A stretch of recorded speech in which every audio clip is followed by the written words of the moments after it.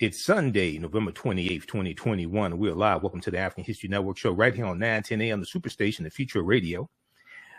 We're going to discuss the 400th year anniversary of what we have been taught is the first Thanksgiving that took place in 1621, okay, in Plymouth, Massachusetts, 1621.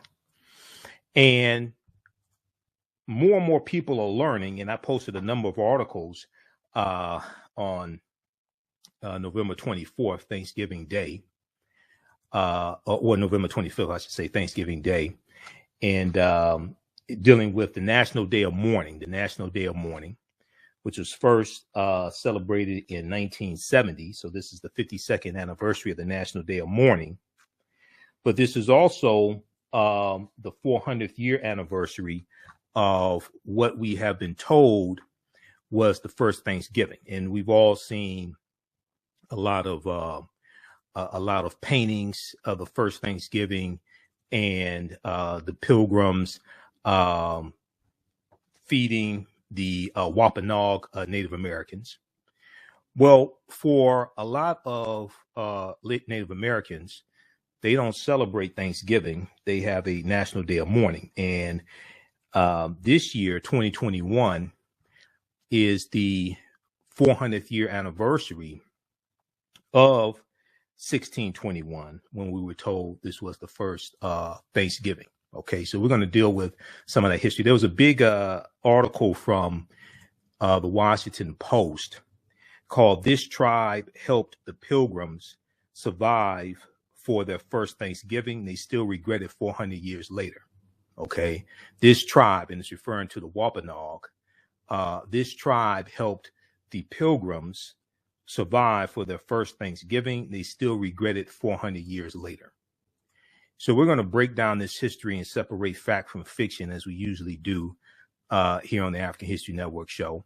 Okay, separate fact from fiction, and we'll talk about how Thanksgiving evolved into the celebration that it is today.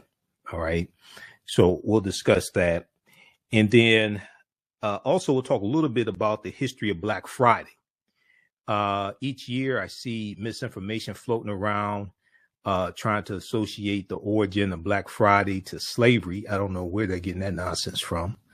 Notice when they do that, they don't cite any sources, because there are none. It's just more nonsense. So we'll deal with some of the origins of Black Friday. We know Black Friday is the day after Thanksgiving, and it's usually the largest shopping day of the year. Okay, so we'll deal with Black Friday as well, and deal with some of that history and the origins of Black Friday. Then I did a special broadcast on Wednesday, November 24th, at a little past our regular time. We're normally on Monday through Friday, 11 p.m. to midnight Eastern Standard Time, and Sundays 9 p.m. to 11 p.m. Eastern Standard Time. But Wednesday, because of the verdict of guilty in the McMichael Bryan murder trial of Ahmaud Arbery, we did a special broadcast on Wednesday. And it's been re-airing on my Facebook fan page, The African History Network, and our YouTube channel, Michael Imhotep, Imhotep. So even if I'm not here on 910, or the station may be shut down because of the holidays, as it was, a lot of times I'm still broadcasting. All right. So follow me on my Facebook fan page, The African History Network, our YouTube channel, Michael Imhotep, Imhotep, and you can watch the video from Wednesday, November 24th, where we dealt with the verdict and we dealt with the charges, etc. So we're going to do a brief recap of that here today. And Ahmaud Arbery's mother, Wanda Cooper Jones, she talked about being thankful for the guilty verdict. We know this was a tremendous tremendous weight on her and Ahmaud Arbery's father. So we'll talk a little bit about that, and we'll deal with why was only one defendant in Ahmaud Arbery's killing guilty of malice murder. That was Travis McMichael. He was guilty of malice murder, where the other two defendants were not guilty of malice murder, and they were found guilty on different charges. But Travis McMichael, the one who shot Ahmaud Arbery, was guilty on all 9 counts. Okay, so we'll break that down as well. Okay, now on the African History Network show, we focus on educating, empowering, and inspiring people of African descent throughout the diaspora and around the world, because right now it's corrects wrong behavior. What you do for yourself, what you do to yourself, and what you allow other people to do to you and get away with is based upon what you think about yourself. What you think about yourself is based upon what you have been taught about yourself. What you've been taught about yourself is based upon everything you've read, heard, and seen about yourself. So when you control the radius of a man or woman's thoughts, you can control the compass of his or her actions, because the mind can't do or teach what it doesn't know. Now, we deal with a number of different topics here. On the African History Network show, we deal with current events in history and politics, education, economic empowerment, entrepreneurship, relationships, love, sex, health issues, and much, much more. Sign up for our email newsletter. Text the word Kemet, K-E-M-E-T, to 22828. To sign up for our email newsletter, text the word Kemet, K-E-M-E-T, to 22828. To sign up for our email newsletter, also visit our website, AfricanHistoryNetwork.com. AfricanHistoryNetwork.com. You can sign up for the email newsletter there as well. Okay, so we're coming up here on a break in just a couple of minutes here. Calling numbers 313-778-7600. 313-778-7600 is the calling number if you have a question or comment. 313-778-7600. Now, Thanksgiving Day is a national holiday in the United States, and Thanksgiving Day 2021 occurred on Thursday, November 25th. In 1621, the Plymouth colonists and the Wampanoag Native American nation shared an autumn harvest feast that is acknowledged today as one of the first Thanksgiving celebrations in the colonies. It's acknowledged as one of the first Thanksgiving celebrations in the colony. And this is a famous painting here that we see every year. And we're told this was the first Thanksgiving, and we were told that the Pilgrims invited the Wampanoag Native American nation to celebrate with them and celebrate that first harvest. Okay, that's not exactly how the story went. And one of the things that I do when I teach this history is we deal with this history from the Native American perspective. So I'm going to share an article that came out a few years ago, and I deal with this each year on my show. We deal with this history from the Native American perspective, not the perspective of the colonizers. Now, for more than 2 centuries, days of Thanksgiving were celebrated by individual colonies and states for more than 2 centuries, even before 1863. Okay, it wasn't until 1863, in the middle of the Civil War, that President Abraham Lincoln proclaimed a national day, a national Thanksgiving Day, to be held each year. Okay, that wasn't until 1863, but we see it going back to the first official Thanksgiving Day was proclaimed in 1789 by George Washington during the American Revolutionary War. The Continental Congress designated one or more days of Thanksgiving a year, and in 1789, President George Washington issued the first Thanksgiving proclamation by the national government of the United States. In this proclamation, he called upon Americans to express their gratitude for the happy conclusion to the country's War of Independence and the successful ratification of the U.S. Constitution. You listen to the African History Network show right here on 910 AM, the Superstation Future Radio. I'm Michael Imhotep. We'll be back in a few minutes. Welcome back to the African History Network show right here on 910 AM, the Superstation, the Future Radio. I'm your host, Brother Michael Imhotep. It is Sunday, November 28th, 2021, and we are live. Calling numbers 313-778-7600, 313-778-7600 is the call-in number if you have a question or comment. So right before the break, we started dealing with some of the real history and the origins of Thanksgiving. the National Day of Thanks, and we were talking about the Wampanoag Native American Nation, which is the Native American nation that the Pilgrims had a peace treaty with in 1621. So we're dealing with some of this history and separating fact from fiction, and we're going to deal with how what we've been told is the first Thanksgiving in this country in 1621. The way it's been told is not historically accurate, and we're going to deal with this history from the Native American perspective. Now, I encourage people to read this book here, African People and European Holidays and Mental Genocide, by Dr. Shakamusa Barashango. This is book number 1, and then you also have book number 2, okay? Now, let me say this from the beginning. I know a lot of African Americans celebrate Thanksgiving. Okay, so I'm not attacking them for celebrating Thanksgiving. I totally understand wanting to be with family and being thankful and eating and things like this. But when we deal with, first of all, any of these European holidays that we participate in, we should at least know the history of what it is we're participating in to determine how we participate in the holiday, number one. Number two, once you learn the real history, you know, you may not want to celebrate at all. Doesn't mean don't get together with family. Doesn't mean you're not going to eat, etc. But this whole history of Thanksgiving and the Wampanoag Nation helping helping Europeans, okay, who were known as the Pilgrims, but all the people on the Mayflower ship were not Pilgrims. There were 102 passengers on the Mayflower ship. Okay, only about 36 were Pilgrims. All of them on the Mayflower were not Pilgrims either. So we have to separate fact from fiction. Now, there's a good article here from we're going to go to clip 1 here in just a second, Jalen. We're going to actually, which clip is that? Not clip. I think it's going to be clip 2. We're going to go with first. We're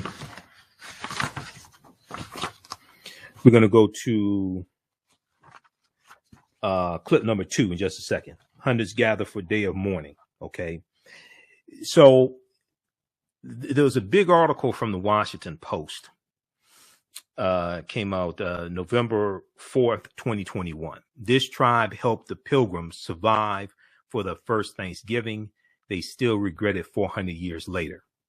Long marginalized and misrepresented in U.S. history, the Wampanoags are bracing for the 400th anniversary of the first Pilgrim Thanksgiving in 1621. Okay, so this year is the anniversary of this. Is November. It's the anniversary of that. So, and this article is written by Dana Hedgpeth. She was interviewed by Joanne Reed on the Readout on Wednesday, November 24th. We're going to share that interview as well with you because there's a lot of history in all of this. So, if we look at this article quickly here, they talk about overlooking the chilly waters of Plymouth Bay. About 36 tourists swarmed a park ranger as he recounted the history of Plymouth Rock, the famous symbol of the arrival of the Pilgrims here 4 centuries ago. Okay. And they're in Plymouth, Massachusetts. The setting of this article is Plymouth, Massachusetts. Nearby, others waited to tour a replica of the Mayflower ship that carried the Pilgrims across. On a hilltop above stood a quiet tribute to the American Indians who helped the starving Pilgrims survive. Few people bothered to visit the statue of Osamoquin, the chief of the Wampanoag Nation, okay, whose people once numbered between 30,000 to 100,000 people, and whose land once stretched from southeastern Massachusetts to parts of Rhode Island. Okay, so today the Wampanoag own about 1/2 of 1% of the land they owned before these European colonizers arrived. Now, long marginalized and misrepresented in American history, the Wampanoags are braced for what's coming this month, as the country marks the 400th anniversary of the first Thanksgiving between the Pilgrims and Indians, the Pilgrims and Native Americans. But the actual history of what happened in 1624, the actual history of what happened in 1624 bears little resemblance to what most Americans are taught in grade school, historians say. This, once again, is why the real history of this country has to be taught. Everything from 1621 to 1619 to 1526, when the Spanish were taking Africans into the territory we call South Carolina and Georgia, which was 93 years before. That's 93 years before Jamestown, Virginia. And 1513, when Juan Ponce de Leon, the Spanish conquistador, comes into Florida with an African named Juan Garrido, who was born in West Africa about 1480, to the first Americans with Africans documented evidence by Dr. David Imhotep that deals with the African presence in this land we call the United States of America, going back at least 51,700 years ago. These were the Khoisan. And there was a presence of them in South Carolina discovered by Dr. Albert Goodyear, who's an archaeologist at the University of South Carolina. There was a big discovery made in 2004, thoroughly documenting an African presence in the territory we call South Carolina, going back at least 51,700 years ago, before Native Americans even came into existence. So we have to deal with all of this history, and we have to deal with this chronology of history. So the actual history of what happened in 1621 bears little resemblance to what most Americans are taught in grade school, historians say. All right. And then we see the attack on critical race theory, which is a catch-all term, which is an attack on dealing with teaching about the history of slavery and racism and systemic racism and white supremacy, things like this. Right. All this gets attacked because there's a concerted effort to keep the truth from coming out. Now, there was likely no turkey served. There were no feathered headdresses worn. And initially, there was no effort by the Pilgrims to invite the Wampanoags to the feast they made possible. Just as Native American activists have demanded the removal of Cristobal Colon, or Christopher Columbus, his anglicized name, Christopher Columbus statues, and pushed to transform Columbus Day into an acknowledgement of his brutality towards indigenous people, okay, as well as African people, because we know Columbus, first of all, as we've dealt with here on this show numerous times, because we separate fact from fiction. When we look at where Columbus went on his 4 voyages, and I teach about this in my classes on the weekend, understanding the transatlantic slave trade, what they didn't teach you in school. When we look at where Columbus went on his 4 voyages, Columbus never came to the land we call the United States of America. Okay, Christopher Columbus never came to the land we call the United States of America. You can go to history.com, which is the official website of the History Channel, or you can look at other sources and look at where Columbus goes on his 4 voyages. He goes into the Caribbean. He goes into Puerto Rico, Honduras, and Panama. He's in the Bahamas that he calls San Salvador. He's in Hispaniola. And we know the western third of Hispaniola becomes the French colony of Saint Dominique, which becomes Haiti. Okay, he's in that area. He never comes to the land we call the United States of America. Okay, so we just have to get that straight from the beginning. Now, just as Native Americans pushed to transform the Columbus holiday into an acknowledgement of his brutality towards indigenous people, they have long objected to the popular portrayal of Thanksgiving. Now, it's also important to note that the Spanish Columbus is conquering on behalf of the Spanish crown. And in 1501, 1502, the Spanish start shipping Africans into those Spanish colonies. And then you have the Asiento de Negros of 1518, signed by King Charles V, also known as King Charles I of Spain, which was a license given to European nations and European slave traders to supply Spanish colonies with African slaves, the Asiento de Negros, okay, 1518. And this is going to accelerate the transatlantic slave trade. And the Asiento is going to come about after Right Reverend Bishop Bartholomew de las Casas appeals to the king to stop enslaving the Native Americans in the Spanish colonies, because he said the Native Americans had suffered enough, and he suggested that the Spanish enslave African people entirely, solely African people. Stop enslaving the Native Americans. They suffered enough. We need to try to save their souls and totally enslave African people. Okay, this is Bartholomew de las Casas, who traveled on voyages with Columbus, and he kept a diary. His diary was made into a couple of books. I read his books back in college. He's later going to regret that decision, but the die was already cast. You set into motion the Spanish really helped to expand the transatlantic slave trade, especially with Columbus and his 4 voyages. Even though the Portuguese were the first ones involved in the transatlantic slave trade going back to 1441, when the Spanish get involved, is really going to expand. Now, and we know the Spanish come here in 1526. Well, 1513 with Juan Ponce de Leon, the Spanish conquistador, but 1526 trying to set up a colony that was today South Carolina and Georgia. Now, for the Wampanoag Native Americans and many other American Indians, the 4th Thursday in November is considered a national day of mourning, not a day of celebration. A national day of mourning, not a day of celebration. We're coming up on a break. When we come back from the break, we'll talk about the National Day of Mourning, and we'll talk about some of what happened at the National Day of Mourning on Thursday, November 25th, 2021. Listen to the African History Network show right here on 910 a.m. Superstation, The Future Radio. I'm Imhotep. We'll be back in a few minutes. And give us a thumbs up, give us a heart, give us a like on this broadcast. If you like this type of information, also you can support the African History Network, $ the AHN show, through Cash App and through PayPal, paypal.me/the AHN show. This helps us keep doing the work, stay on the air, keep broadcasting. Register for the online history classes that I teach on Saturdays, 4 p.m. Eastern Standard Time. Next class is coming up Saturday, November 30th, 2024. Ancient Kemet, the Moors, and the Ma'afa, understanding the transatlantic slave trade, what they didn't teach you in school. We deal with thousands of years of history and what leads up to the transatlantic slave trade taking place.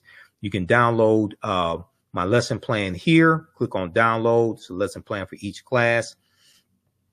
There's 200 slides that I show you in the class. There's 80 to 100 articles we'll look at. There's 15 books that we reference. You don't have to buy any of the books to follow along in class. I'll also show you excerpts of interviews I've done with some of our scholars like Professor James Small, Professor Kaba Kamene, Anthony Browder, Ranoko Rashidi, and others. Okay, there's a preview here that you can watch as well. And then our Cash App information, $ the AHN show through Cash App, $ the AHN show through Cash App. Here's our QR code. And also when you go to our Cash App, it'll probably say Michael. It may show my picture there. And we have our Cash App here. And these are some fake African History Network Cash App accounts that have been stealing money from us. I'm still trying to get shut down. And click on this link here for our PayPal link as well. Okay, so right before the break, we were dealing with there's a big article from the Washington Post that deals with this tribe helped the Pilgrims survive for the first Thanksgiving. They still regret it 400 years later. This tribe helped the Pilgrims survive for the first Thanksgiving. They still regret it 400 years later. Long marginalized and misrepresented in U.S. history, the Wampanoags are bracing for the 400th anniversary of the first Pilgrim Thanksgiving in 1621. Okay, we're going to go to clip 2 here in just a second, Jalen. All right, so I pulled up this article here during the break. Now, this is from history.com. Now, this deals with the Asiento de Negros. Also, Britannica.com has some good information on this as well. The Asiento. And this is something that Dr. Malefikete Asante deals with as well. I've interviewed him twice. He's a friend of mine, chair of the Afro-American Studies Department at Temple University. Almost at Howard. That's my friend, Dr. Greg Carr, over at Howard University. Details of brutal first slave voyages. Okay, this is from history.com. This dealt with some new information that came out a few years ago. Okay, now this article is from March 29th, 2019, updated, originally from August 31st, 2018. It talks about King Charles I of Spain, who signed an edict allowing slave ships to travel directly from Africa to the Americas. Human cargo on transatlantic voyages spiked nearly tenfold.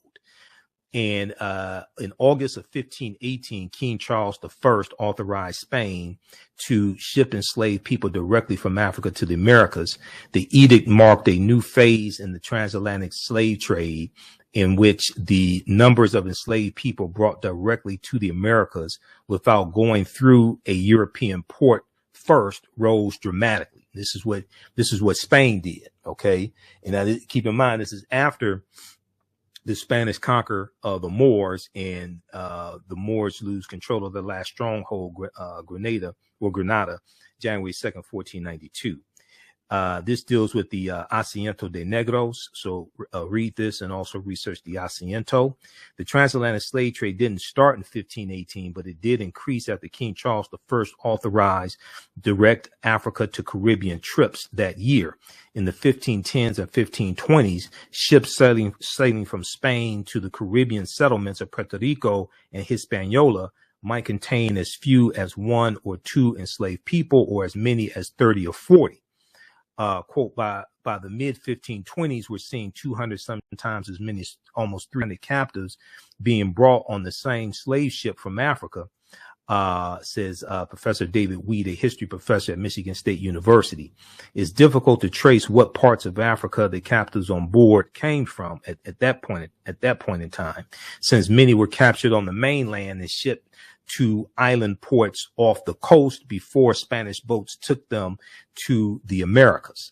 So read the rest of this here, but this deals with this talks about the Asiento, and also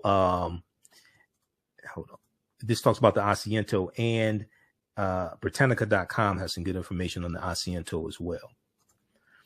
All right, now if we go back to this piece here from the Washington Post. Okay, so for the Wampanoag Native Americans and many other American Indians, the fourth Thursday in November is considered a National Day of Mourning, not a day of celebration. Because while the Wampanoags did help the Pilgrims survive, their support followed by years of slow unfolding genocide and the taking of their land. Okay, so while the Wampanoag Native American nation did help the Pilgrims survive, their support was followed by years of a slow unfolding genocide of their people and the taking of their land. Okay, I think they might want to do over on that one. I think if they had it to do all over again, or as Cher says, if she could turn back time, I think if they could turn back time, things would have turned out differently. To learn the history of the Wampanoags and what happened to them after the first Thanksgiving, a visitor has to drive 30 miles south of Plymouth to the town of Mashpee, where a modest clapboard museum sits along a 2-lane road. Outside, there's a Wetu, W-E-T-U, a traditional Wampanoag house made from cedar poles and the bark of tulip poplar trees, and a mishoon, an Indian canoe. Inside the 3-room house sits Mother Bear, a 71-year-old Mashpee Wampanoag woman, hand-stitching a deerskin hat. She's lived her whole life in this town and is considered one of the keepers of the Wampanoag version of the first Thanksgiving, and how the encounter turned into a centuries-long disaster for the Mashpee Wampanoag Nation, who now number about 2,800 people. The story continues to get ignored by the roughly 1.5 million annual visitors to Plymouth, Massachusetts museums and souvenir shops. the Mashpee Wampanoag Museum draws about 800 visitors a year. So the Plymouth, Massachusetts museums and souvenir shops draw about 1.5 million people per year. And they're not going to get the Native American version of what happened that first Thanksgiving. The Mashpee Wampanoag Museum draws about 800 visitors a year. Okay, so they have the National Day of Mourning in the Plymouth, Massachusetts area, the National Day of Mourning. And it took place, they have it on Thanksgiving Day. It took place this year as well. Let's go to clip number 2, Jalen, and see what happened. Members of Native American tribes gathered together in Plymouth, but they're not celebrating Thanksgiving. They're mourning the mistreatment Indigenous people have faced. Here's NBC 10's Mike Manzoni. Thank you all, everyone here. Every year at noon on Thanksgiving. What we need to do is, what we have been doing isn't working, and what we need to do is to decolonize, bring the land back. Native Americans gather in Plymouth to remember their ancestors and remind people why they don't celebrate the holiday. The National Day of Mourning, now in its 52nd year, brought out more than 1,000 people. They marched from Coles Hill to nearby Plymouth Rock, which they refer to as a pebble and a tourist trap. They say it's all part of an effort to push the myth that Native Americans welcomed European settlers seeking religious freedom and shared a meal with them. The Indians welcomed them with open arms and then conveniently faded into the background, and everyone lived happily ever after the end. But they say that story just isn't true, and they say it erases accounts of genocide and other acts of violence against Native Americans. That's why they use this day to tell their own history. When the Pilgrims arrived on Outer Cape Cod, by the way, not on that pebble down the hill, one of the first things the Pilgrims did was to rob Wampanoag graves at the hill and steal as much of their winter provisions of corn and beans as they were able to carry. And after leaving Plymouth Rock, they marched on to Post Office Square, where they held another rally. We're in Plymouth, like Manzoni. All right, we'll continue this on the other side of the break. You listen to the African History Network show right here on 910 a.m. the Superstation and Future Radio. I'm your host, Brother Michael Imhotep. We'll be back in a few minutes. Okay, we're going to go back to that clip here in just a second, Jalen. So right before the break, we were dealing with the National Day of Mourning and the real history of the first Thanksgiving in 1621. This is a really good article from the today.com, the Today Show on NBC. Many Native Americans consider Thanksgiving a day of mourning. Here's how they mark the day. Many Native Americans consider Thanksgiving a day of mourning. Here's how they mark the day. And this is this picture here is from last year, the 51st year in Memphis, in Plymouth, Massachusetts, the National Day of Mourning. But they'll have similar banners each year. This one says, in the spirit of Metacom, National Day of Mourning, United American Indians of New England. Okay, so this clip right here that I was sharing right before the break. This is from NBC Channel 10 in Boston. NBC Channel 10 in Boston, and this deals with what happened at the National Day of Mourning on Thursday, November 25th. Let's go back to this clip, Jalen. Members of Native American tribes gathered together in Plymouth, but they're not celebrating Thanksgiving. They're mourning the mistreatment Indigenous people have faced. Here's NBC 10's Mike Manzoni. Thank you all, everyone here. Every year at noon on Thanksgiving. What we need to do is, what we have been doing isn't working, and what we need to do is to decolonize, bring the land back. Native Americans gather in Plymouth to remember their ancestors and remind people why they don't celebrate the holiday. The National Day of Mourning, now in its 52nd year, brought out more than 1,000 people. They march from Coles Hill to nearby Plymouth Rock, which they refer to as a pebble and a tourist trap. They say it's all part of an effort to push the myth that Native Americans welcomed European settlers seeking religious freedom and shared a meal with them. The Indians welcomed them with open arms and then conveniently faded into the background, and everyone lived happily ever after. The end. But they say that story just isn't true, and they say it erases accounts of genocide and other acts of violence against Native Americans. That's why they use this day to tell their own history. When the Pilgrims arrived on Outer Cape Cod, by the way, not on that pebble down the hill, one of the first things the Pilgrims did was to rob Wampanoag graves at Corn Hill and steal as much of their winter provisions of corn and beans as they were able to carry. And after leaving Plymouth Rock, they marched on to Post Office Square, where they held another rally. We're in Plymouth, Mike Manzoni, NBC 10 Boston. Okay. That's from NBC 10 Boston. Check out this article here from NBC 10 Boston. Hundreds gather for Day of Mourning in Plymouth. Hundreds gather for Day of Mourning in Plymouth. The National Day of Mourning, now on its 52nd year, drew more than 1,000 people. And let's go to this here. Okay, the National Day of Mourning, now in its 52nd year, started in 1970, drew more than 1,000 people. They marched from Coles, C-O-L-E', Coles Hill, to nearby Plymouth Rock, which they refer to as a pebble and a tourist trap. A pebble and a tourist trap. Okay, so check that out. Now, also, NBC, let me see, ABC Channel 5 in Boston. The ABC affiliate in Boston also ran a story on November 25th dealing with the National Day of Mourning as well. Let's go to clip number 3, Jalen.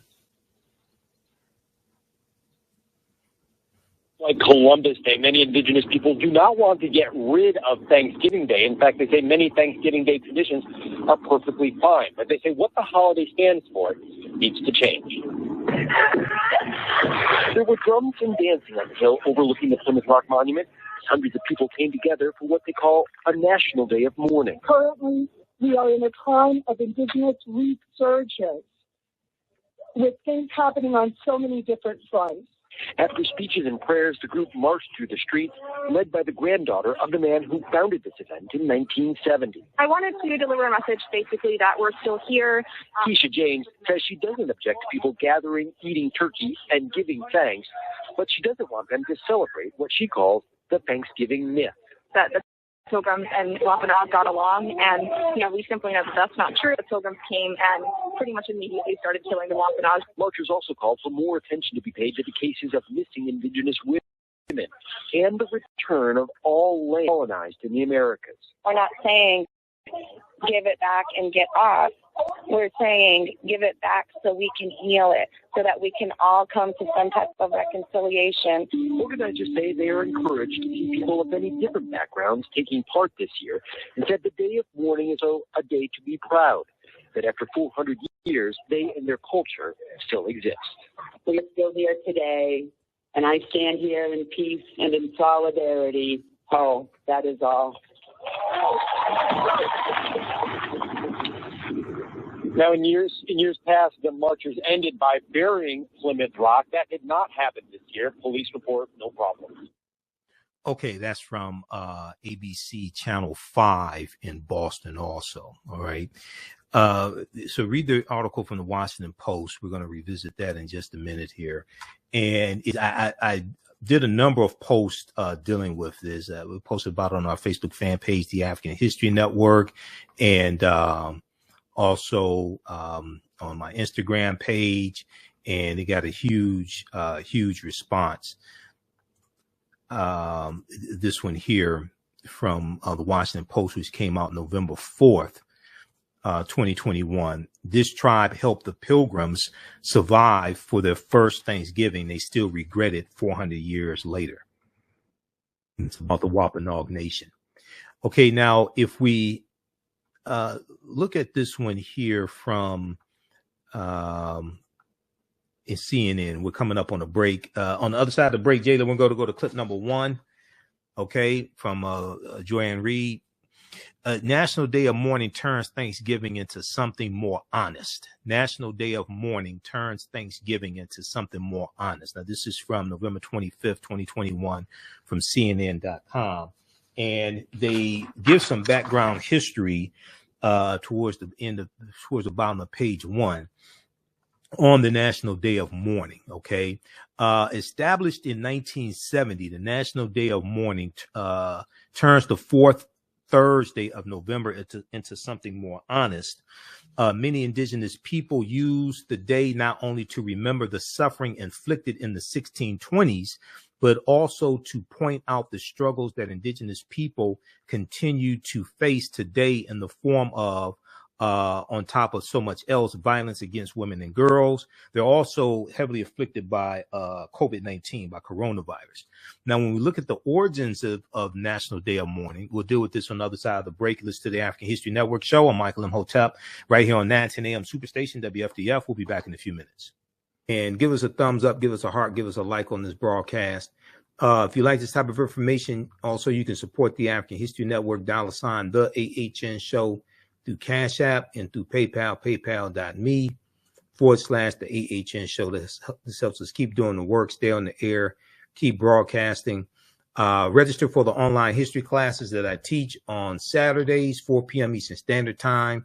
Next class is coming up Saturday, November 30th, 2024. Ancient Kemet, the Moors, and the Ma'afa, understanding the transatlantic slave trade. What they didn't teach you in school. We deal with thousands of years of history and what leads up to the transatlantic slave trade taking place. You can download my lesson plan here. Click on download. It's a lesson plan for each class. There's 200 slides that I show you in the class. There's 80 to 100 articles we'll look at. There's 15 books that we reference. You don't have to buy any of the books to follow along in class. I'll also show you excerpts of interviews I've done with some of our scholars like Professor James Small, Professor Kaba Kamene, Anthony Browder, Ranoko Rashidi, and others. Okay, there's a preview here that you can watch as well. And then our Cash App information, $ the AHN show through Cash App, $ the AHN show through Cash App. Here's our QR code. And also when you go to our Cash App, it'll probably say Michael. It may show my picture there. And we have our Cash App here. And these are some fake African History Network Cash App accounts that have been stealing money from us. I'm still trying to get shut down. And click on this link here for our PayPal link as well. Welcome back to the African History Network show right here on 910 AM Superstation and Future Radio. I'm your host, Brother Michael Imhotep. It is Sunday, November 28th, 2021, and we're live. We're going to the phone lines in just a minute here. If you'd like this type of information, also you can support the African History Network. $ the AHN show through Cash App. $ the AHN show through Cash App. Also through PayPal, paypal.me/the AHN show, paypal.me/the AHN show. We're here 6 days a week, so this helps us keep doing the research, stay on the air, keep broadcasting, etc. All right, let's go quickly here to the phone lines. Let's go to line 1. Let's go to Leroy, line 1. Leroy, thanks for holding. Tell us where you're calling from. Yeah, thanks for taking my call. You know, I heard this about the Indians and for the Native Americans. And personally, you know, I'm a descendant of slavery. So, you know, I look at, you know, what happened during slavery, where was they in? And plus, not only that, you're a descendant of Leroy. You're a descendant of slavery, or you descendant of former slaves? No, my family, we're the descendants of slavery. I wasn't born into slavery, but my great grandparents were. So weren't they free from slavery? Weren't they free from slavery? Weren't they freed from slavery?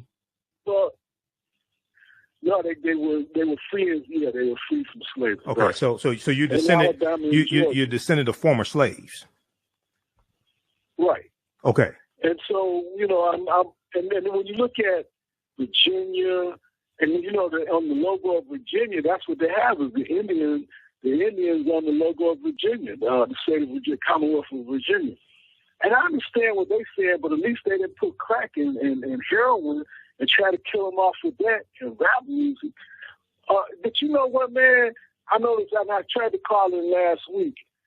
after what happened to the people that assassinated Malcolm X or were accused of that, you notice nobody apologized to the Nation of Islam for blaming that on them, for blaming the assassination of Malcolm. Not one group, not one person come out and say, "Well, we apologize," because they blamed all that on Elijah Muhammad, and that was wrong. Yeah, some people did because all the evidence, even then, the word on the streets was then that Malcolm, that who paid for his trip to Miami and all of that, and that when he was going to give that speech the day he was assassinated, that even then, that he was going to tell what the deal was and what really happened and who was behind having him killed and all that. But it bothers me that, when we look at the Indians and what happened to Malcolm and them, that nobody apologizes when it's wrong. When they get caught dead, and then, there's many YouTube videos, but the one YouTube video of the guy with the shotgun who actually fired the shotgun, walked out in wiped out the New York police with the shotgun hanging out of his pocket, exposed, and the police just let him go. Now then, see, we didn't have YouTube back in the 60s, but the word of mouth was saying, "Hey man, look here," and I'm gonna tell you something else. That when he gave the $1 to the bullet speech at the church here in Detroit. King Solomon Baptist Church. You know what, sister? Yeah, the question and answer. He had a question and answer period after that speech. That's missing. So it's missing from where? All these things. Wait. The question and answers part is missing from where? You can't find it. If you can't find the question and answer period after the speech that he gave at the church. And at the time, that church was like it was a community hub. Okay. It was a community hub back then. I'm they not had sure. Golden Glove boxing and all that stuff back then at that church. Okay. That I think his name is Reverend Williams, or whatever his name is. I'm not certain that you can't. I'm not certain you can't find it, but okay. There are three versions of the speech. Also, he gave the speech when he first gave the speech. That was March 29th. March 29th, 1964 in Washington Heights, New York. Then he gave it April 3rd, 64 in Cleveland, Ohio, Corey Methodist Church. And then he gave it April 4th, 64 at King Solomon Baptist Church. I've heard the three different speeches. I'm not certain that that doesn't exist. So it may be a situation where, because I know there are records of it, so I'm not certain that the Q&A session doesn't exist. But okay, all right, Leroy. Thanks for calling. Keep listening. Okay, keep listening. Okay, we'll go to the next caller here in just a second. Everybody, I want people to really understand this, and we have to understand history. First of all, I've had Dr. David Imhotep on this show, I think 13, 14 times. I've interviewed him 13, 14 times. I interviewed him first time before I even started on that. And I interviewed him first time back in 2011. He's the author of the book, The First Americans Were Africans, Documented Evidence. This is this is the book that came out in 2011. His new book, because I just interviewed him October 12th on Indigenous Peoples Day. His new book just came out about 2 months ago or so, because I interviewed him October 12th as well. So that's the last time I've interviewed him. All right. It deals with the African presence in the Americas dating back at least 56,000 years ago. But the first one, that research at least 56,000 years ago in South America, and 51,700 years ago in the territory we call South Carolina and Georgia. Okay, today, because the territory we call South Carolina and Georgia. So African people were in this land going back tens of thousands of years before Native Americans even came into existence. As I've said numerous times before, and I'm not sure.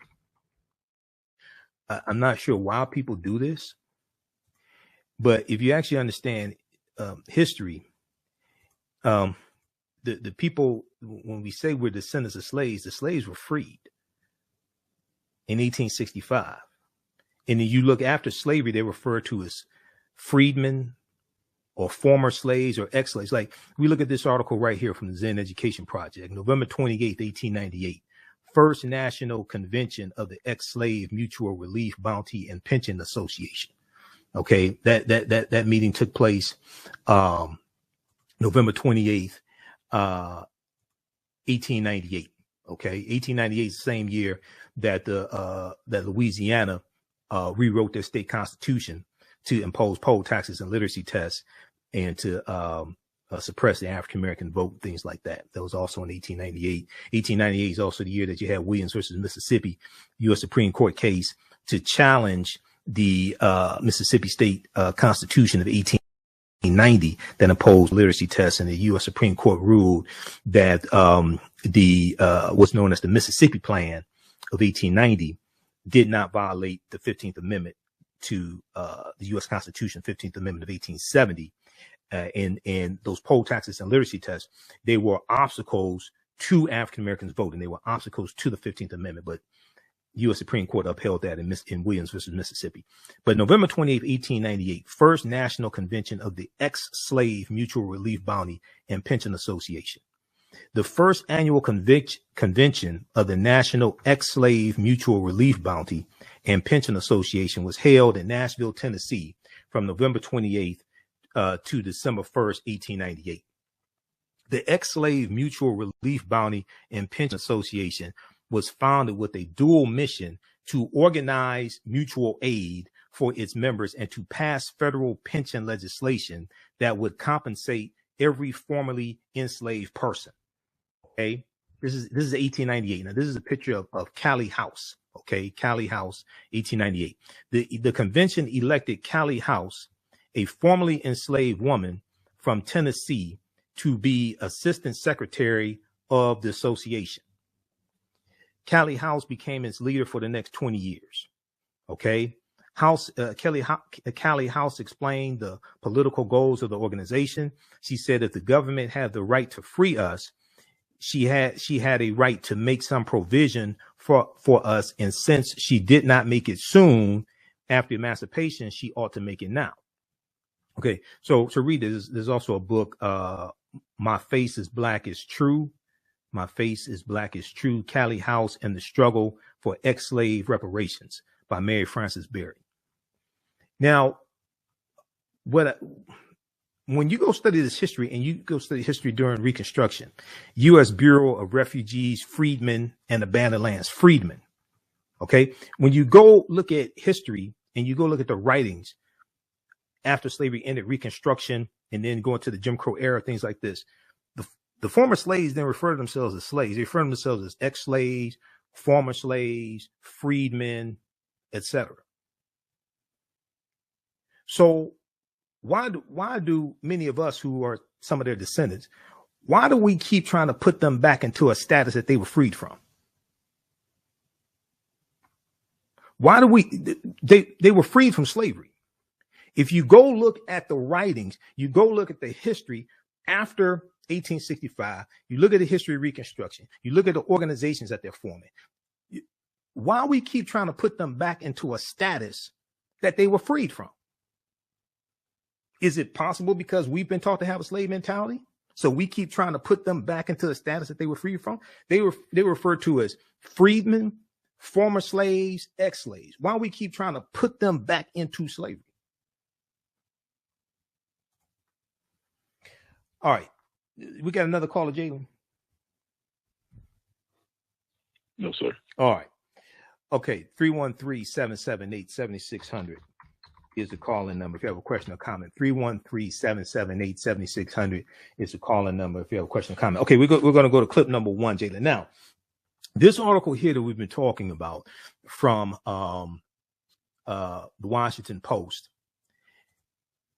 this tribe helped the Pilgrims survive for their first Thanksgiving. They still regret it 400 years later. Long marginalized and misrepresented in U.S. history, the Wampanoags are bracing for the 400th anniversary for the first Pilgrim Thanksgiving in 1621. Okay. Now, this was written by Dana Hedgpeth. All right. Dana Hedgpeth was interviewed by Joanne Reed on Wednesday, November 24th, and they talked about the National Day of Mourning, and Joy also spoke with the chairman of the Mashpee Wampanoag tribe as well, Brian Whedon, and they talked about Thanksgiving as a day of mourning for the indigenous community. Let's go to clip number 1, Jalen.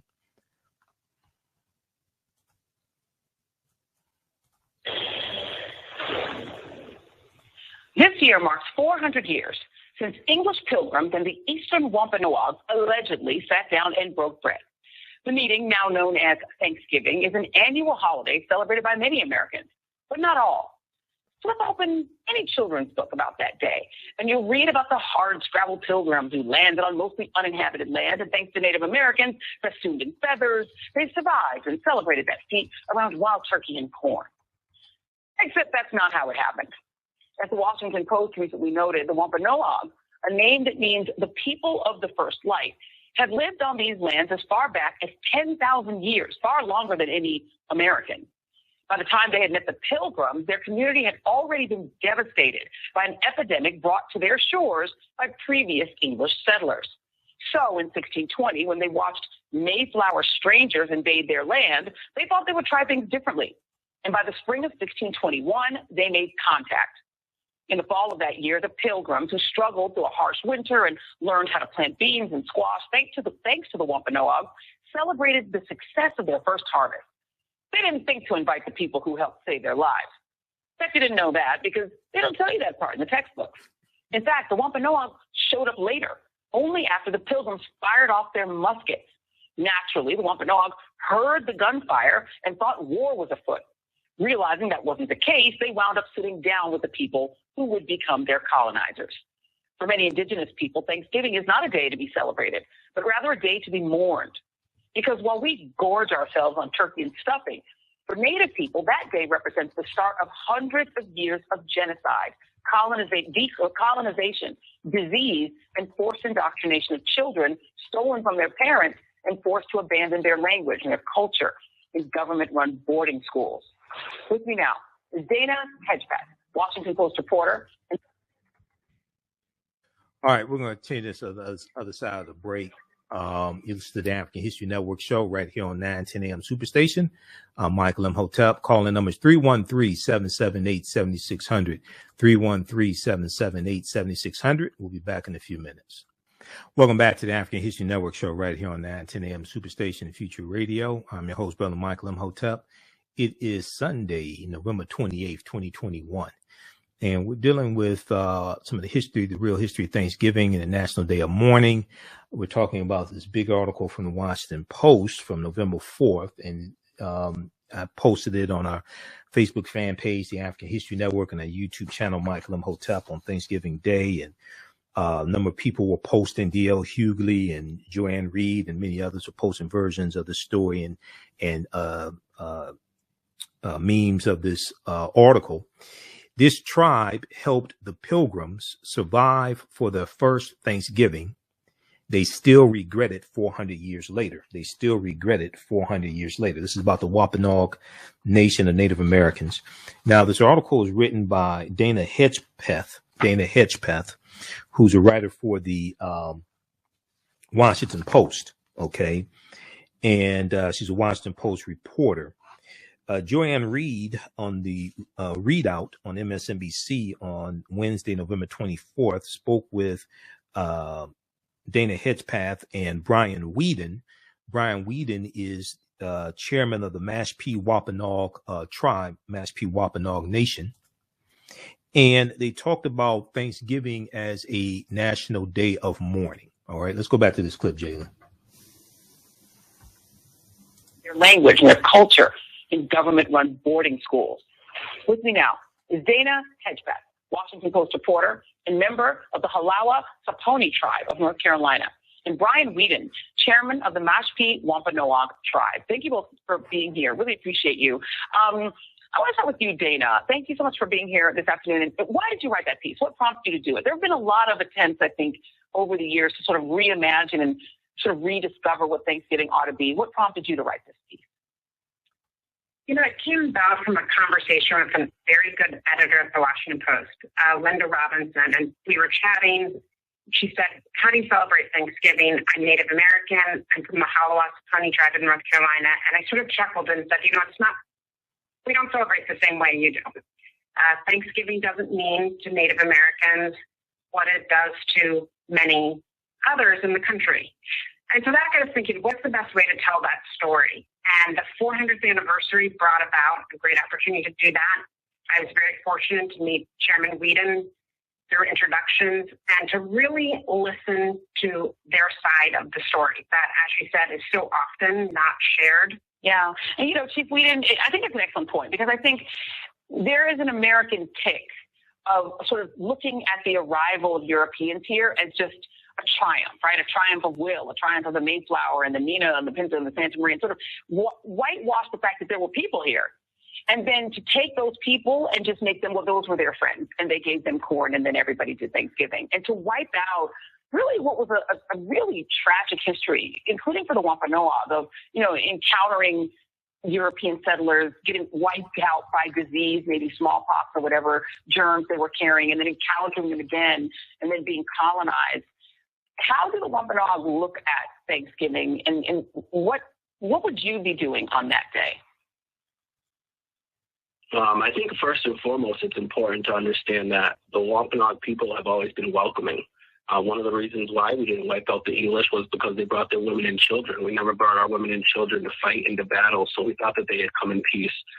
It's kind of, ignorant bliss on our side, I guess, and we were, more welcoming and, taught them how to grow their corn and their crops and to stay here.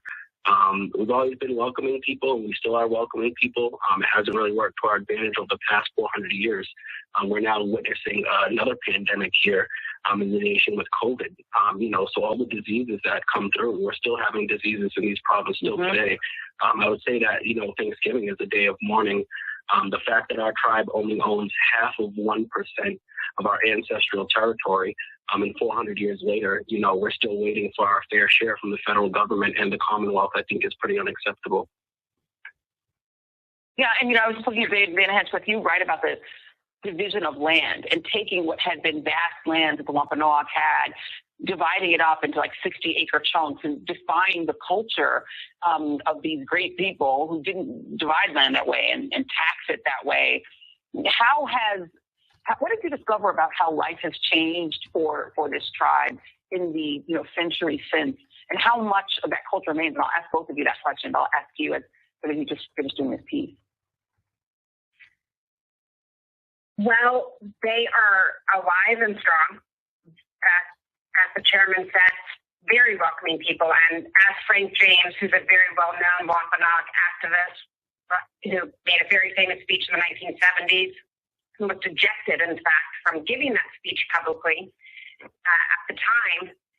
But perhaps the best line from his speech was, "Befriending the Pilgrims was perhaps our biggest mistake." Just if you think about that and let that resonate for a moment, it did open up a long, slow, painful process of genocide, taking of lands, taxation, ownership, things that were the antithesis of the very culture that American Indians and the Wampanoags especially prided themselves in. And, Chief Whedon, you're young. I'm just looking at you're only 28 years old. So you're, a young man who's growing up, both within your tribe and in your culture, but in this country. And I wonder, what do you say to people who just want to move on, who just want to do the tomahawk chop at an Atlanta Braves game, who are like, why are you making such a big deal out of that? Why can't we just do Thanksgiving the way we want to? Including some younger people who don't want to deal with this history and especially don't want to deal with anything like reparations. I think it boils down to this nation. I mean, look at all the monuments and all these people that we, classify as heroes in our founding fathers.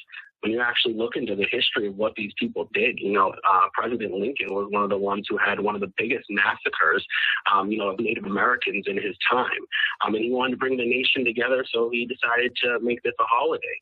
I think that the country and the nation has played their part.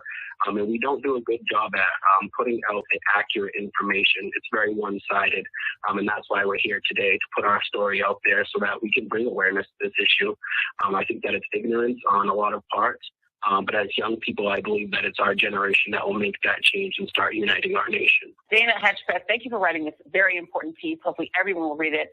Brian Whedon, Chief Brian Whedon, Chairman Brian Whedon, more accurately, thank you very much. Really appreciate you for being here. Thank you very much, sir.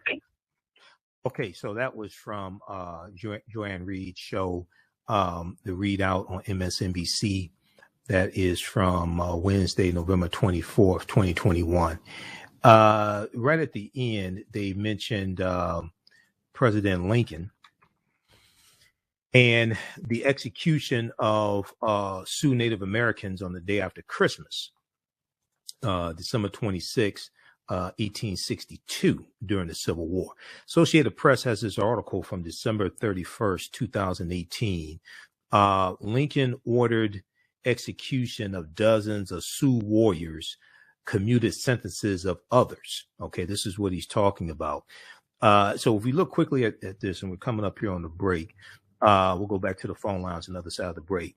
So the claim is on social media posts circulating recently stated, quote, on this day, December 26, 1862, 38 Native Americans are executed in the U.S.'s largest mass hanging.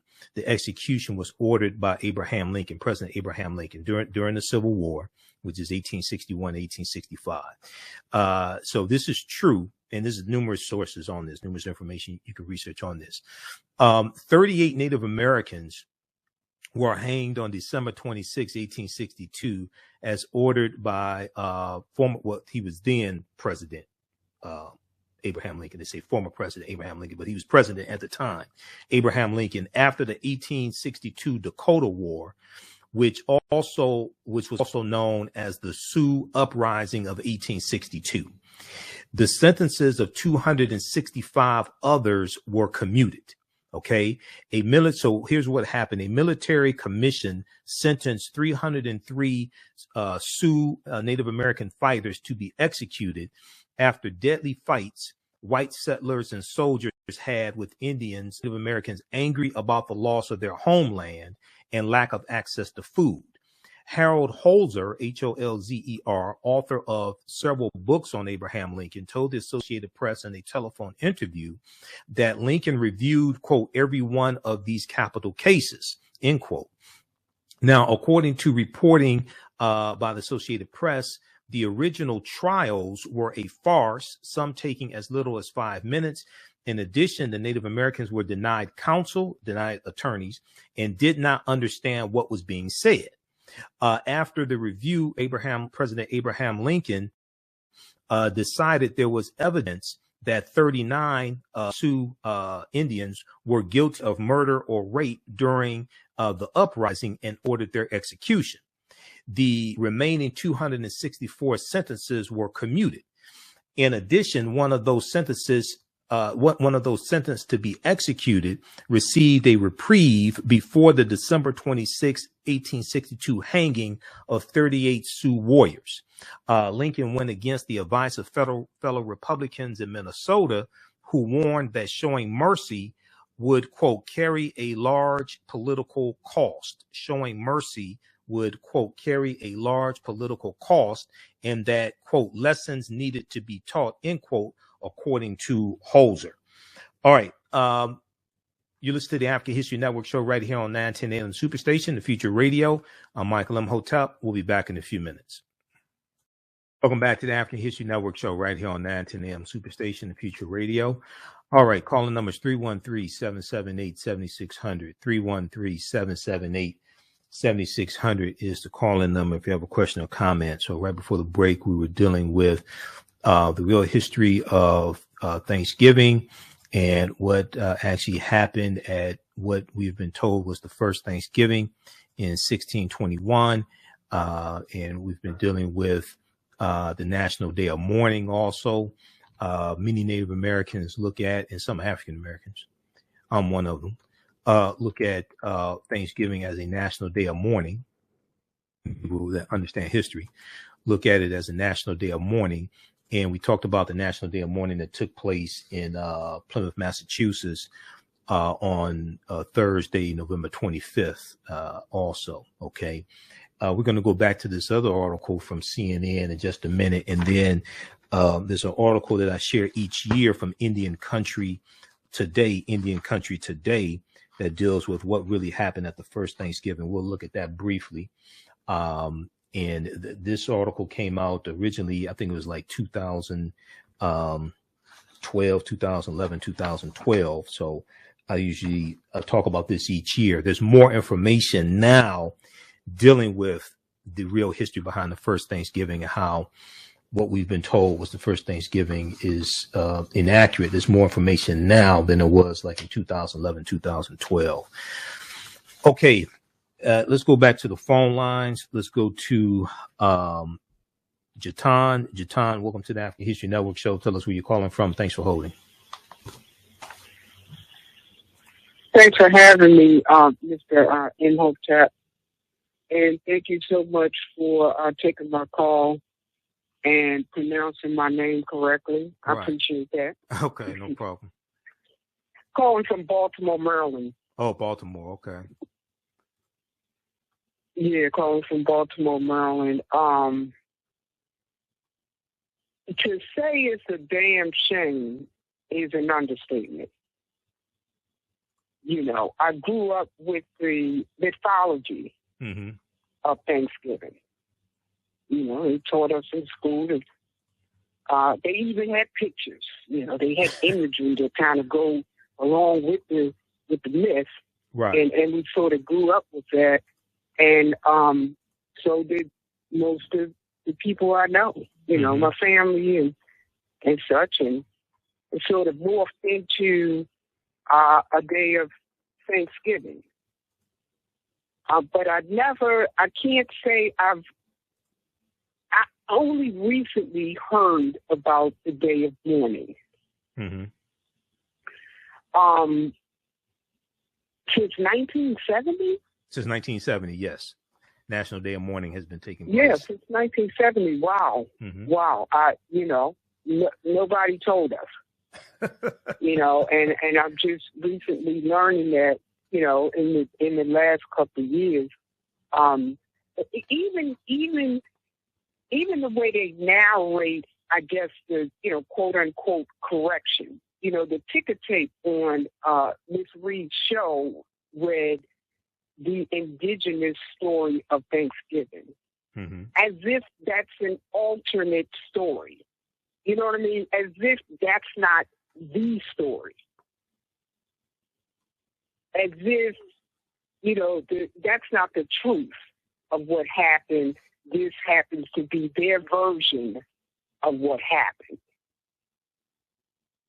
And, you know, like I said, to say it's a damn shame is an understatement. My question to you, though, is, okay, now I know, now what? You know, how do I introduce this to, you know, family members and you know, people that I know, people that I encounter? Like Miss Reed stated, you know, people don't want to hear that. They don't even want to hear about their own ancestors. They don't want to hear that. Can you just pass the potatoes out? Who made the potatoes out? Can you just pass the turkey? Right. I don't want to hear that. So how do we, you know, how do we move our community towards a more honest and authentic narrative? Right. Okay. So the way to do that, and we got other callers too. So the way to do that, I think, is one, read these articles that I'm sharing with you, because this deals with the history, and it deals with a lot of history that we have not been taught. And it ties into Native American history, There's a really good one from Washington Post. There's another one I'm about to share that I usually share each year. And this deals with what really happened at the first Thanksgiving, the Wampanoag side of the tale. But a lot of what happened, there's similarities between the history of African people and also Native Americans as well. Right. And Exactly. and when we look at books like The First Americans Were Africans, Documented Evidence by Dr. David Imhotep, and I've had him on this show a number of times. African people were here even before Native Americans came into existence. We were here in this land and we call the United States of America even before Native Americans came into existence. So our land was taken, Native Americans' land was taken, but there's also an intermixing of African people and Native Americans as well. And some of the Africans who were here who are already here when Native American, when European settlers get here or European colonizers get here, some of those groups are going to be reclassified as Native Americans. Okay, so if you don't understand that history, you won't know what happened to those populations and deal with name changes. Okay, and then also you're going to have some Native Americans who were enslaved by the English and taken into England. Okay, that history also happens as well. Oh, wow. So, and one of them was Squanto, because Squanto was the one who, Squanto was a Native American who showed the Pilgrims how to fish and how to grow corn and things like this. But he was a Native American who was captured in this land in the Massachusetts area by the English, taken into England, and he's going to be able to get away and come back to his people here, and he learns English. Okay, Squanto learns English. Right. So you're going to have these things that happen. Also, I encourage people to read African People and European Holidays and Mental Genocide by Dr. Shakamusa Barashango. Right. Book 1 and book 2, because in book 1, the first thing he starts talking about is historical roots of what he calls Misgiving Day. And he talks about the Emoja Karamu, which is the Unity Feast, and for African people to replace Thanksgiving with the Unity Feast. And so, like I said, I'm not against us coming together with family and things like this on Thanksgiving Day, because a lot of people are off that day. And, you know, these are family members you may not have seen all year. And yes, we're going to eat things like this, but that's different than this whole concept of Thanksgiving, et cetera. And yes, we're going to be thankful when we come together. I'm not against us being thankful for what we have and we're still alive and things like that. I'm not against that either. Okay. But that's different than this whole concept of Thanksgiving, which is celebrated to basically inspired by and commemorate that first Thanksgiving that we were told took place in 1621. And then the National Day of Thanks, it becomes a national holiday in 1863, declared by President Lincoln, but it was inspired by Sarah Josepha Hale. And Sarah Josepha Hale launched a 36-year campaign to have a National Day of Thanks. And she's the woman who wrote the nursery rhyme, Mary Had a Little Lamb. That's Sarah Josepha Hale. She's known as the mother of Thanksgiving. We're going to come to that in just a minute. Okay, Jatan, keep listening, all right? Thanks for calling. Keep listening. I sure will. All right. Thank you. Okay. We have Theo on the line, Jalen. We have Theo Broughton from Hood Research. Yes, you do. Okay. You do. All right, Theo, how you doing? I'm doing fine. Two things. One, the word reparations was mentioned earlier, and there are a number of Native American that have casinos. Is that considered their reparations? And actually, give your email. AHNShow. You can email me at AHNShow@AfricanHistoryNetwork.com. AHNShow@AfricanHistoryNetwork.com. You can also email me at TheAHNShow@AfricanHistoryNetwork at gmail.com. TheAHNShow@gmail.com. You can email me there. Okay. Yeah, casinos. You have some Native American nations that have been able to get casinos. They're nations, and they've been able to get that. You have different Native American nations. There are about 570 federally recognized tribal nations. Different nations have been able to get different things. All of them don't have casinos. And also it's important to understand that the U.S. government has violated over 370 peace treaties as well with Native American nations also. Okay. So you have some of them that have been able to get casinos, and some of them been able to get some type of land and cash payments. All of them don't have that. And compared to what they lost, compared to what happened to them and what they lost, okay, casinos are not reparations.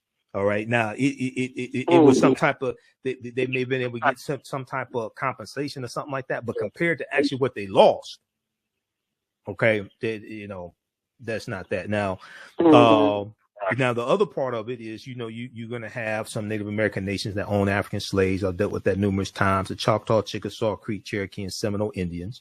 But still, even when you look at that, they own about 1% of the slaves in the country.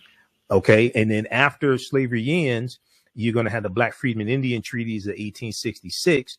And some of our ancestors who were enslaved by them or in those territories, like in Oklahoma, they're going to get land. They're going to get cash payments. They become members of these Native American nations.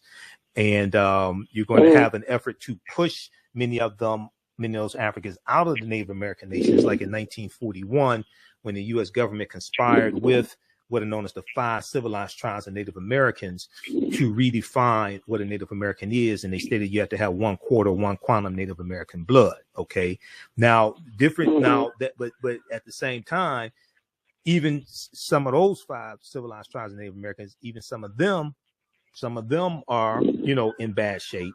And there's been a fight to the Cherokee stripped the Black freedmen around 2011 or so of their membership status, and they had to go to court and sue. Those descendants of the Black freedmen sued to get their full status restored. But all the Native American nations didn't own African slaves as well. Okay. All right. We're coming up on a break. We'll hold you over for a few more minutes, Theo, let you quickly respond. You listen to the African History Network show right here on 910 AM Superstation, Future Radio. I'm Michael Imhotep. We'll be back in a few minutes. Welcome back to the African History Network show right here on 910 AM Superstation, Future Radio. I'm your host, Brother Michael Imhotep. We're going quickly back to Theo Broughton for her closing statements here because we got to move on. We're almost out of time here. Go ahead, Theo. Is your show on after mine, Theo? Is your show on next? Do we have Theo on the line? Testing 1 2 3. Testing 1 2 3. Theo was there. Maybe she's on mute. Okay, take your phone off mute, Theo. Okay. Get Theo straight, Jalen, and just let me know when we have her straight. We'll bring her back on for just a minute. Everybody, check out this article here from IndianCountryToday.com. IndianCountryToday.com. This is one of my favorite articles dealing with this history. Okay, and this article originally came out like about 2011, 2012. What really happened at the first Thanksgiving? The Wampanoag side of the tale. What really happened the first Thanksgiving, the Wampanoag side of the tale. Today, there are a lot more articles dealing with like the real history of Thanksgiving. This was one of the first ones. All right. And I usually do with this one each year. So very quickly, now this was updated September 13, 2018, originally November 23rd, 2017. But this was out even before then. Okay. From IndianCountryToday.com. This is written by Gail Curry, Tonsing. All right. Now, very quickly here. They asked the question, so what really happened at the first Thanksgiving? They talk about how the way we've been told the story happened is not really what happened. Okay, so the Wampanoag Native American nation made a treaty with the people on the Mayflower, with the Europeans on the Mayflower. We made a treaty. The leader of our nation at the time, Yellow Feather Massasoit, made a treaty with John Carver, the first governor of the colony there in Plymouth, Massachusetts.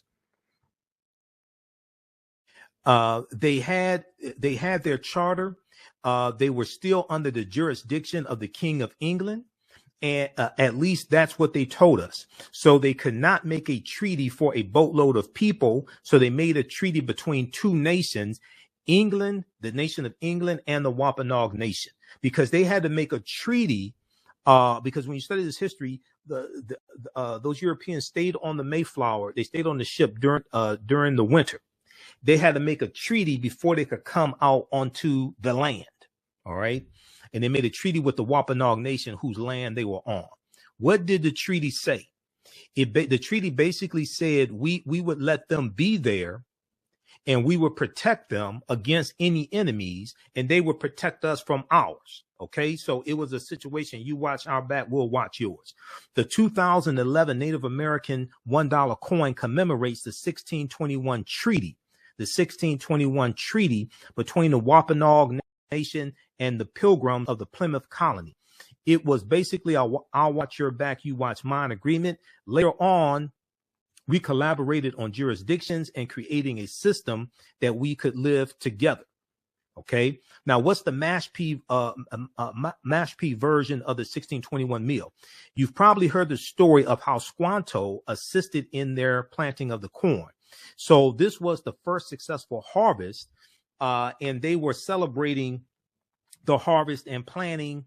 They were celebrating the harvest and planning a day of their own Thanksgiving, and it's kind of like what some of the Arab nations do, celebrate by shooting guns in the air.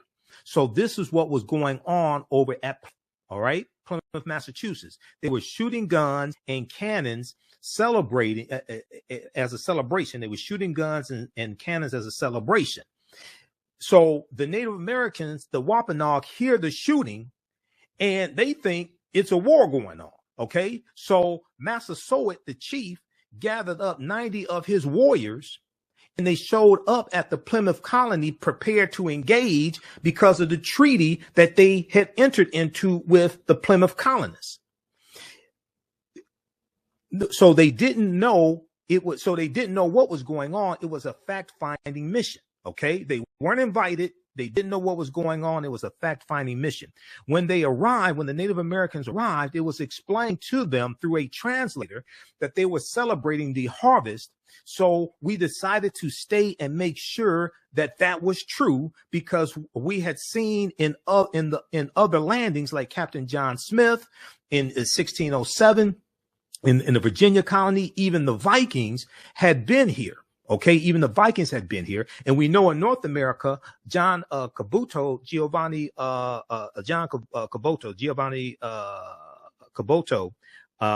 Cabot of 1497 goes into Canada, in the eastern portion of Canada. Okay, another European explorer or colonizer. So we wanted to make sure, so we decided to camp nearby for days. Now, during those few days, the men went out to hunt and gather food, deer, ducks, geese, and fish. There are 90 men here, and at the time, I think there are only 23 survivors of the Mayflower. So you can imagine the fear. You have armed natives who are camping nearby. The colonists, were always vulnerable to the new land, new creatures, even the trees. There were no such trees in England at the time. People forget that they had just landed, and this coastline looked very different from what it looks like now. And their culture, new foods. They were afraid to eat a lot of things, so they were very vulnerable, and we did protect them. We did protect them, not just support them. We protected them. You can see throughout their journals that they were always nervous, and unfortunately, when they were nervous, they were very aggressive. They were always nervous, and unfortunately, when they were nervous, they were very aggressive. Okay, so the Pilgrims did not invite the Wampanoag Native Americans to sit down and eat turkey and drink some beer and things like this. That's folklore. Okay, it is just myth once again to try to distort the genocide that's going to come after that. Read this article here. It's one of my favorite articles dealing with this history. What really happened at the first Thanksgiving, the Wampanoag side of the tale, the Wampanoag side of the tale. And oftentimes we want to hear the history told by the colonizers, by the winners, okay, as opposed to by those who were the victims. All right. So read this. This is at IndianCountryToday.com. All right. Now is okay, I guess we lost Theo. Is Theo's show after mine, Jalen? Okay. Theo Broughton's show is on Sundays 11 p.m. to 1 a.m. right here on 910 a.m. Superstation WFDF. Okay, if you like this type of information, you can register for the online courses that I teach on Saturdays and Sundays, from the Civil War to the Civil Rights Movement and Black Power, 1865 to 1968, and understanding the transatlantic slave trade, what they didn't teach you in school. We have a huge discount. It's like 73% off.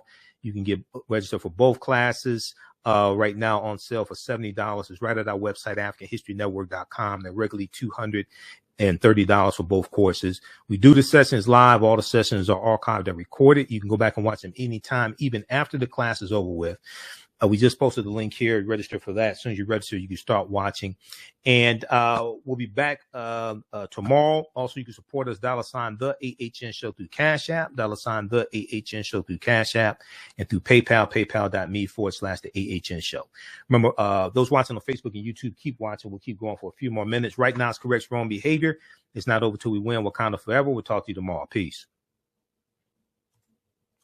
All right, stand by, everybody. Stand by. Okay, we're going to take a quick commercial break, and we'll be right back. Stand by. HistoryNetwork.com, AHN Show at AfricanHistoryNetwork.com. That commercial for KwanzaaShop.com. I'm the one that designed that commercial. I put that whole commercial together. So if you like that, email us at AHNShow at AfricanHistoryNetwork.com.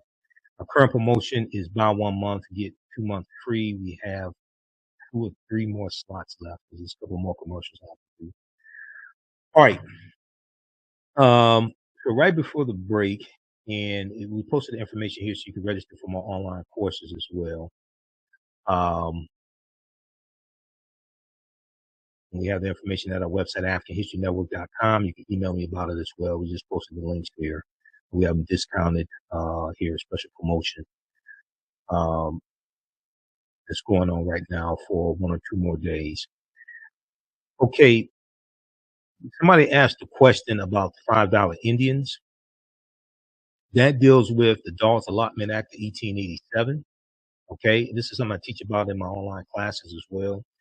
The Dawes Allotment Act of 1887, named after Senator Henry L. Dawes, D-A-W-E-S, Senator Henry L. Dawes of Massachusetts, and it was supposed to reallocate about 138 million acres of land between Native Americans and Black Indians. Okay, the Dawes Allotment Act, and 2/3 of that land went to white people.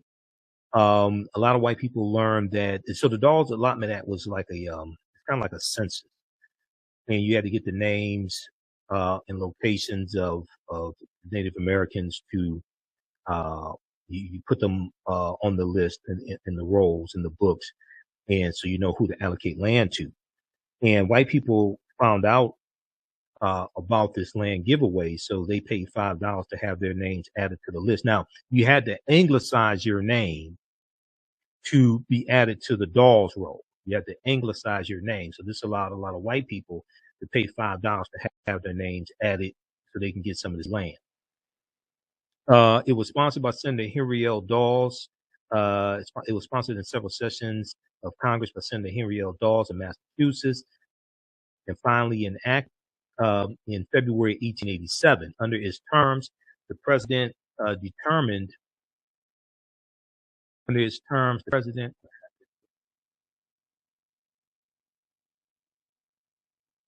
Under its terms, the president determined.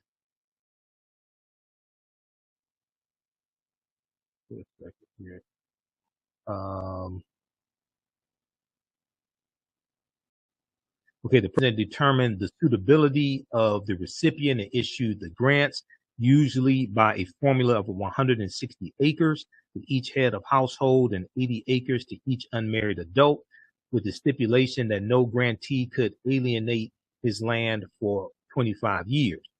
The Native Americans who thus received land became U.S. citizens, subject to federal, state, and local laws. The original supporters of the act were genuinely interested in the welfare of the Native Americans, but there was not enough votes in Congress to pass it until it was amended to provide that any land remaining after the allotment to the Native Americans would be available for public sale. Okay. There were not enough votes in Congress to pass it until it was amended to provide that any land remaining after the allotment to the Native Americans would be available for public sale. The combined influence of friends of the Native Americans and land speculators assured passage of the act. Now, under the Dawes Act, Native American life deteriorated in a manner not anticipated by its sponsors. The social structure of the Native American tribes was weakened. Many nomadic Native Americans were unable to adjust to an agricultural existence. Others were swindled out of their property, and life on the reservation came to be characterized by disease, filth, poverty, and despondency.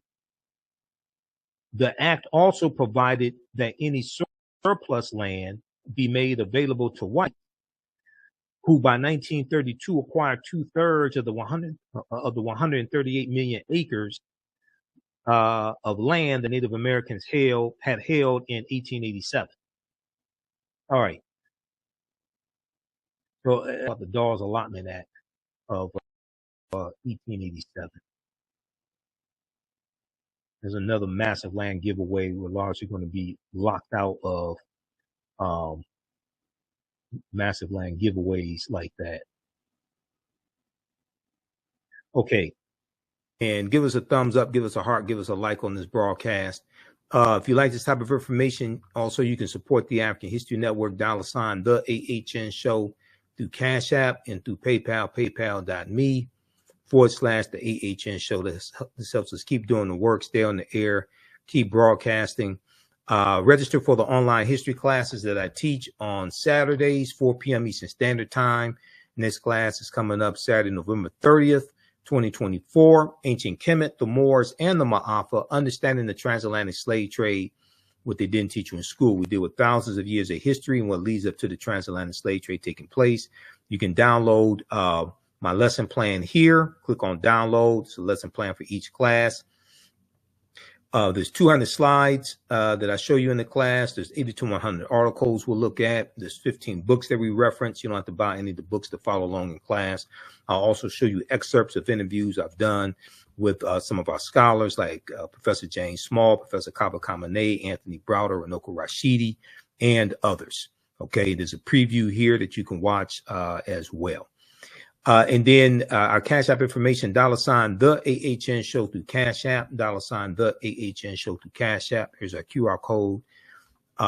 And also when you go to our Cash App, it'll probably say Michael. It may show my picture there. And we have our Cash App here. And these are some fake African History Network Cash App accounts that have been stealing money from us. I'm still trying to get shut down. And click on this link here